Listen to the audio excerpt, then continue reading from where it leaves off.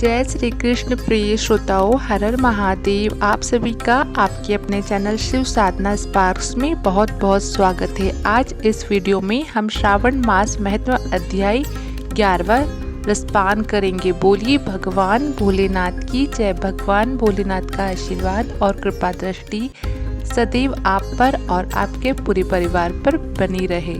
आइए अब हम अध्याय 11वां प्रारंभ करते हैं। उमापति शिव शंकर भगवान की जय। अब श्री सनत कुमार ने भगवान श्री सदाशिव से विनय की, प्रभु मैं आपसे सब वारों के व्रत को सुन चुका हूँ। हे देव, आपकी वाणी रूप अमृत का पान करने पर भी तृप्ति नहीं हो रही है। मुझे इस श्रावण मास के तुल्य कोई दूसरा महीना श्रेष्ठ प्रतीत नहीं होता। हे देवाधिदेव, आप अब तिथियों का महत्व कहिए। तब भगवान श्री सदाशिव बोले, हे सनत कुमार, सब महीनों में कार्तिक का महीना उत्तम है। माघ मास उससे अधिक उत्तम है। उससे भी उत्तम भगवान श्री हरि का प्रिय मार्गशीर्ष महीना है। विश्वरूप ने अपने प्रिय इन 4 मासों और 12 मासों में श्रावण का महीना शिव रूप बताया है। अब मैं श्रेष्ठ तिथियों को तुमसे कहूँगा। सभी तिथियों के जो व्रत है वह सब मैं तुमको बतलाऊंगा। श्रावण मास की प्रतिपदा तिथि सोमवार युक्त हो तो उस मास में 5 सोमवार होंगे। ऐसे योग का रोटक व्रत नाम होता है। उसी दिन मनुष्य को व्रत करना चाहिए। 3.5 मास का भी रोटक व्रत होता है।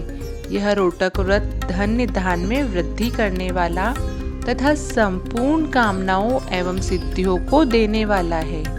हे सौम्य, मैं अब इसके विधान को बतलाने जा रहा हूँ, तुम ध्यान पूर्वक सुनो। श्रावण मास के शुक्ल पक्ष की प्रतिपदा को प्रातः उठकर ज्ञानी को रोटक व्रत का संकल्प करना चाहिए। हे सुश्रेष्ठ, आज से मैं रोटक व्रत करूँगा। हे जगत गुरु, मुझ पर आप कृपा करें। यूं संकल्प करके प्रतिदिन भगवान सदाशिव का अर्चन करें।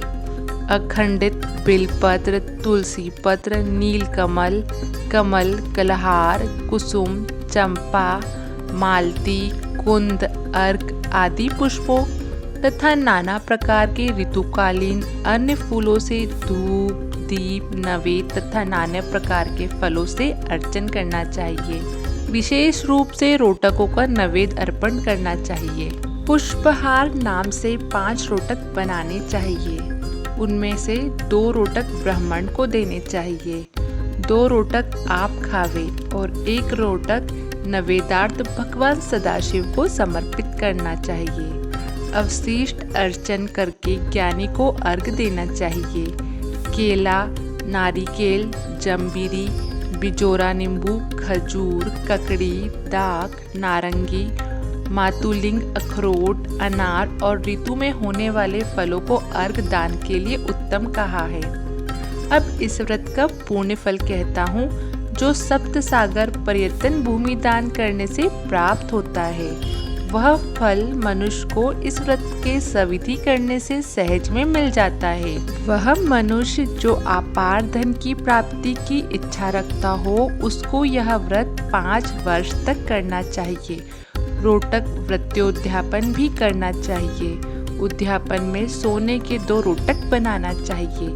पहले दिन आदिवासन करके अन्य दिनों में प्रातःकाल शिव मंत्र द्वारा घी तथा सुंदर बिलपत्रों से हवन करना चाहिए। हे वत्स, इस प्रकार व्रत करने से मनुष्य की सभी कामनाएं पूर्ण हो जाती है।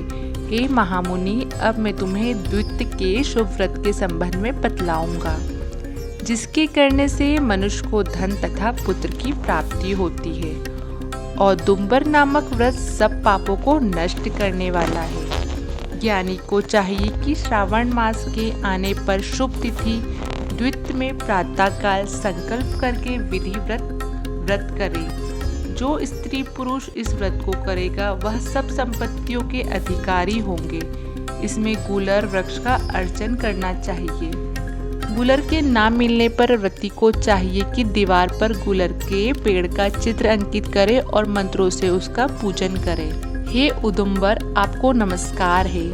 हे हेमपुष्पक आपको नमस्कार है। इसके पश्चात शुक्र तथा शिव का अर्चन करना चाहिए। गुलर के 33 फलों के 3 भाग करने चाहिए। इनमें से 11 फल ब्राह्मण को तथा 11 फल देवताओं को देना चाहिए और 11 फल से स्वयं भोजन करना चाहिए। उस दिन अन्न बिल्कुल नहीं खाना चाहिए। रात को शुक्र तथा भगवान सदाशिव का अर्चन करके जागरण करना चाहिए। हे वत्स, इस प्रकार 11 वर्ष तक यह व्रत करना चाहिए। 11वें वर्ष की समाप्ति पर उद्यापन करना चाहिए। उद्यापन में सोने का फल, पुष्प, पत्रादि के सहित गुलर का पेड़ बनवाकर उसमें सोने से बनी हुई भगवान शंकर तथा शुक्र की मूर्तियों का पूजन करना चाहिए। दूसरे दिन प्रातःकाल छोटे छोटे गुलर फलों से 108 हवन करें। उदुम्बर की लकड़ी, घी तथा तिल द्वारा हवन करें। हवन समाप्त होने के बाद आचार्य का पूजन करें। अपनी शक्ति के अनुसार ब्राह्मणों को भोजन करवाए। हे तात, इस प्रकार व्रत करने से जो फल मिलता है अब उसे सुनो। जैसे यह पेड़ बहुत फलों से युक्त होता है, वैसे ही साधक के यहाँ बहुत से पुत्र होते हैं और उसके वंश की वृद्धि होती है। जिस प्रकार सोने के फलों से लदा हुआ यह पेड़ है, उसी प्रकार व्रती की धनपति हो जाती है। भगवान श्री सदाशिव ने कहा, मैंने यह व्रत किसी दूसरे पर प्रकट नहीं किया है।